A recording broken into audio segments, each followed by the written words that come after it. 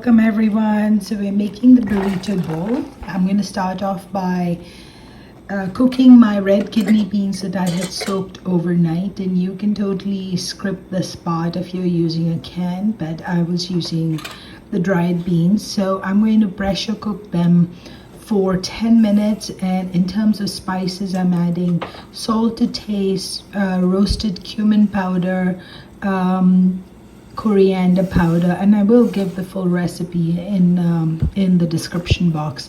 Some garlic powder and oregano. So I've used about half a teaspoon of the oregano and garlic powder and a full teaspoon of the cumin and the coriander powders.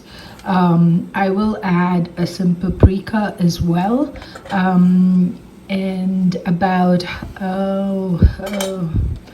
I would say 1 teaspoon, and I used 1 cup of red kidney beans.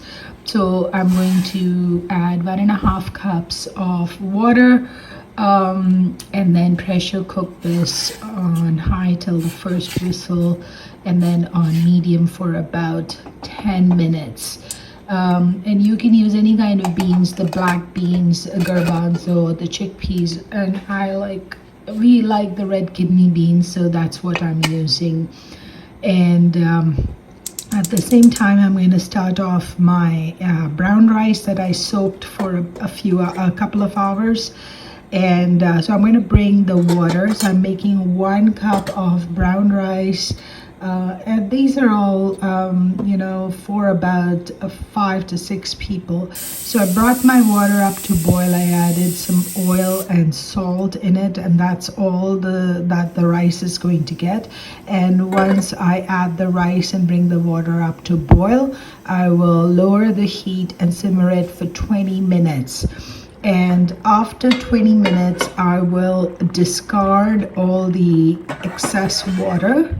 I will shut off the heat, obviously, discard all the excess water, and add the rice back to the pan and just cover the pan, and then the rice will just cook through completely on the residual heat. This way the brown rice comes out really good and fluffy. And so here I have about 13 skinless, boneless chicken thighs that I'm going to salt, and I added some roasted cumin powder, and I'll add some garlic powder as well to it.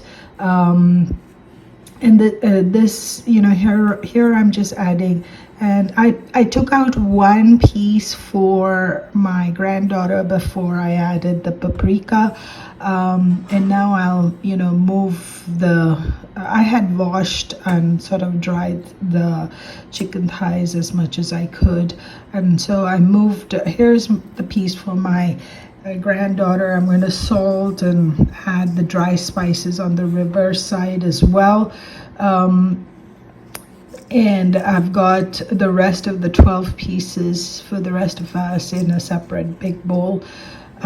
So the one for my granddaughter, I'm not going to add any spicy kind of hot spices. I'm just going to give her a little bit of, I'm going to marinate hers in terms of sauce. I'm just going to add the ketchup, and I'm at the tail end of my ketchup, so she's going to get most of it, and whatever is left in terms of ketchup, I'll add to the chicken thighs for the adults. Now for the adults, I will add a few more things, and I think the first thing that is coming is olive oil. Oh yeah, olive oil I'll add to her box as well. So anything that I feel that she can take or would be good for her, I'll add to her box as well. So I've got olive oil. I'm going to add a bit of, now the next couple of ingredients are not really part of the Mexican chicken kind of repertoire, but we like it, so I'm adding it. So this is hoisin sauce. I'm freestyling it, but it is about 3 tablespoons. So basically add whatever sauces that you like. I like the hoisin and the soy sauce, so I'm adding that, but obviously I'm not going to add it for my granddaughter's box because that's an acquired taste. Balsamic vinegar is really nice as well, and especially when you're kind of broiling the chicken, because it adds a nice sweet taste. So I'll add the balsamic vinegar, and that I will add to my granddaughter's as well. And so I've got the chicken sort of marinating.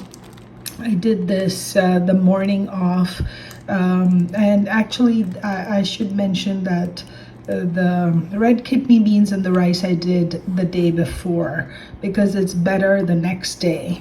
And part of the salsa I did the day before as well because the salsa, you know, it needs to sort of marinate and come together.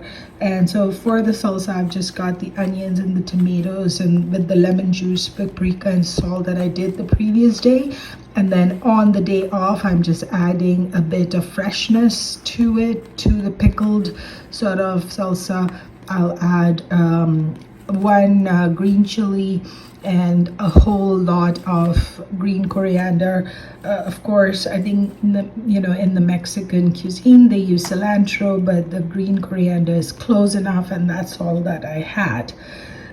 So I'll make, I tried to chop up the coriander as best as I could and added that to the box. I'm saving all the big pieces and the stems because I'll just make a green chutney out of it later. So here my salsa is ready. It was actually quite delicious. And of course you don't have to do this. You can just use the store-bought salsa. And here I've washed and I'm chopping up my lettuce, which I'm sure everybody needs to, you can buy a bag of lettuce that is pre-washed and chopped as well. I'm making my guacamole, and so my avocados were a little firm, so I just chopped them as finely as I could. I'm adding a lemon juice, and here I will Indianize it a bit by adding chaat masala. And of course, avocado has that creamy taste, and technically I should just do salt and pepper, but the chaat masala is so good in this guac that I literally never use salt and pepper. I just use the chaat masala, and it's so good. So here I have the chicken laid out for broiling. That one piece that I was pointing to earlier is the one for my granddaughter, and the rest of it are for the adults, and I will broil it in the oven at 425 for about 10 minutes. I'll bake it and then I'll broil it. So bake it at 425 for 10 minutes and then broil it for about 7 minutes more. And while the chicken is broiling, I decided to roast up my corn on the stove top, and once it was roasted, I will just shuck it just with a knife, just like that, just so I could have used the frozen ones and just pan fried it a bit, but this I find is so much nicer. So I roasted it and I shucked it, and once it was all nice and ready, here it is. I added some lemon juice and a few spices, and it was absolutely delicious. Like, I could just eat this just like that. It was so good. Oh my goodness. So in terms of spices, I added paprika, roasted cumin seeds, and salt, and that was it. Here I'm trying to show you my fancy packaging. Paprika, roasted cumin seeds, and salt. And of course, all of this should be to your taste. I did use a bit more of the paprika, but I had already taken a little bit out for my granddaughter. So this was just for the adults, so it could be as spicy as I wanted it. And here is the chicken fully broiled, and you can see it got a nice char. There's the piece for my granddaughter with her corn. And I did dice up all the chicken, but right now I'm just showing you as whole.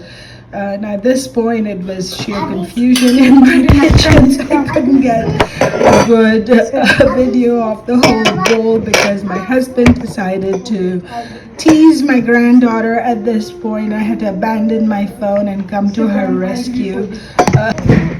You're stuck. Sit. Sit down.